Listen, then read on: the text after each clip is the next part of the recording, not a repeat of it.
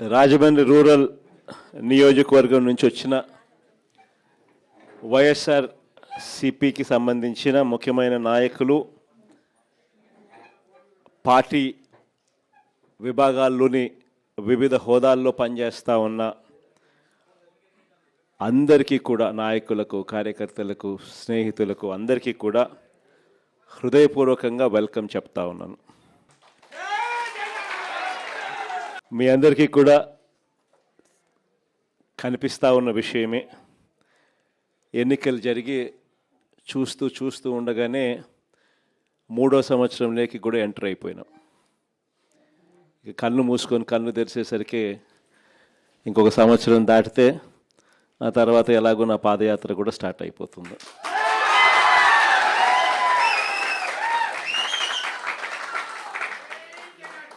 కళ్ళు మూసుకొని కళ్ళు తెరిచేసరికి ఈ 2 ఏళ్ళు కూడా ఇట్టే ముగిసిపోతాయి. చూస్తా 3వ ఏడాది కూడా వేగంగా గడిచిపోతూ ఉన్న పరిస్థితులు కూడా చూస్తూ ఉన్నాం. ఈ క్రమంలో ప్రతి ఇంట్లో కూడా ఇప్పటికే చర్చ మొదలైంది.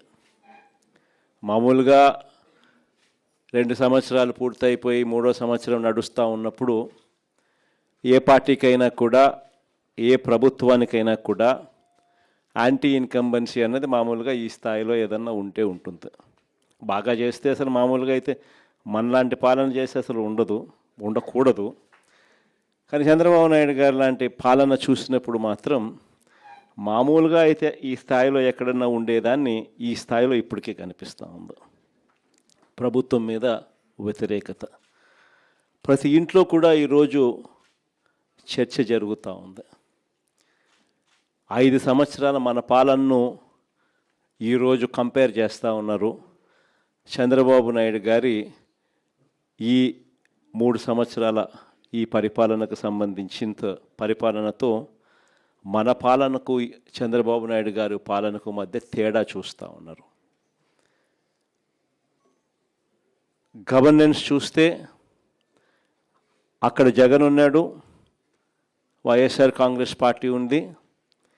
ఇక్కడ చంద్రబాబు నాయుడు ఉన్నాడు, వెన్నుపోటు పార్టీ ఉంది.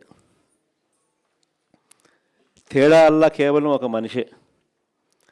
కానీ పరిపాలన చూస్తే ఆ రోజు మన 5 సంవత్సరాల పాలనలో ఈరోజు ప్రతి ఇంట్లో కూడా చర్చ జరిగేది ఏమిటి అని అంటే, జగన్ ఎలా చేయగలిగాడు, చంద్రబాబు నాయుడు గారి పాలనలో ఎందుకు జరగడం లేదు అన్న చర్చ ప్రతి ఇంట్లో కూడా జరుగుతూ ఉంది.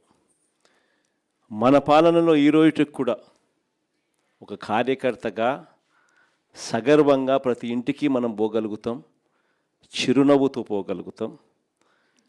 మన ఎన్నికల మేనిఫెస్టో 99% పూర్తి చేసిన ఏకైక పార్టీ ఏదైనా ఎప్పుడైనా ఈ రాష్ట్రంలో ఉంది, దేశంలో కూడా బహుశా ఎక్కడైనా ఉంది అని అంటే అది వైఎస్ఆర్ కాంగ్రెస్ పార్టీ అని